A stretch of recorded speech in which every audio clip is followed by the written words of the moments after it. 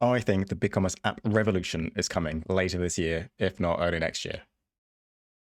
Last week, we had the fourth quarter earnings call for BigCommerce for 2021, and there were some really juicy nuggets in there for what the company is planning, and particularly how it affects the app marketplace that I wanted to kind of share. This is completely off the cuff, my personal take on kind of what they shared, but you might find it interesting as well. So, in terms of one of the levers that they're going to use to help continue to grow their business, they've been looking into cross sells and upsells. So for their own business, their own set of products. Now we know they've gone through a process of acquisition, whether it be Feedonomics, we've got Bundle B2B, and more recently B2B Ninja. Further B2B product.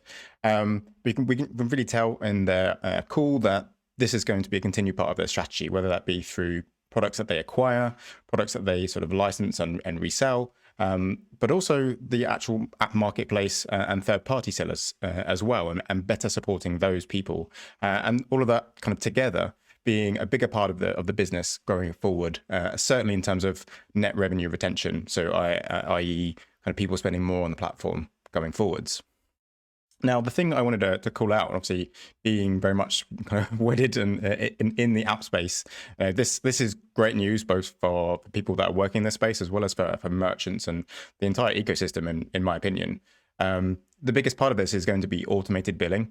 So this is something that they said that they were going to be launching later in the year, first for their own products, naturally. And so this means that when you as a store owner choose to use a further app, say Bundle B2B, then you do not need to go through the process of putting in card details yet again. And we know that's going to be a cause for friction. So automated billing will mean that when you use these apps, if you kind of go through that trial period and you want to sign up, it will go onto your BigCommerce bill. Now, this is great for you as the store owner, but also for the app developers. There's now an entire area that is somewhat notorious of billing and subscription management that we now no longer need to worry about. As far as I can tell, this is an optional part that you can kind of buy into, but certainly it's going to kind of do wonders for the app ecosystem, which is already strong. One of the things that impressed me when it comes to BigCommerce from other e-commerce platforms is that it is already very strong in terms of the tech partners that they handle. Most of the best of breed tools that we would typically work with as an agency were already on the platform. But one of the kind of areas that I felt like there was an opportunity was in the more niche apps. Those things that you just need on the platform to kind of get projects over the line. You don't always need a best of breed tool for the particular job to be done. And that's why I'm working in this space. I'm excited to be working in this space, and I want to see other people kind of come into this space for validating my own decision. But I can certainly see this automated billing being part of bringing people to that space and encouraging people to release their business value that they've created in an app to the wider market.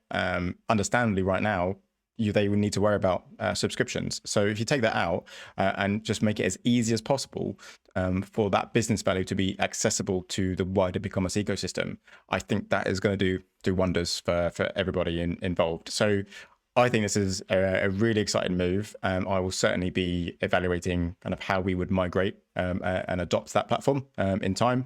So it's just something to look out for. And I think this is not financial advice, but my understanding of the kind of commercial model for BigCommerce, I think this is very interesting for them as well, as they continue to kind of report kind of fantastic growth year on year and quarter on quarter. But right now, when you report your revenues to BigCommerce to pay your commission, so you pay, and I think the standard rate is 20% of all of your app revenues to BigCommerce and being on their platform. Now they will actually kind of own that and be able to kind of report on that revenue. So say kind of my app is $100 a month, and then I pay them $20 in commission for each subscription. Right now, kind of the process is fairly manual.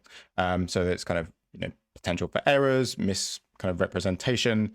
If they own all of that, obviously all of those errors and just kind of office and clerical errors go away. but it also means they have much greater visibility on kind of the subscriptions that are in play on their platform.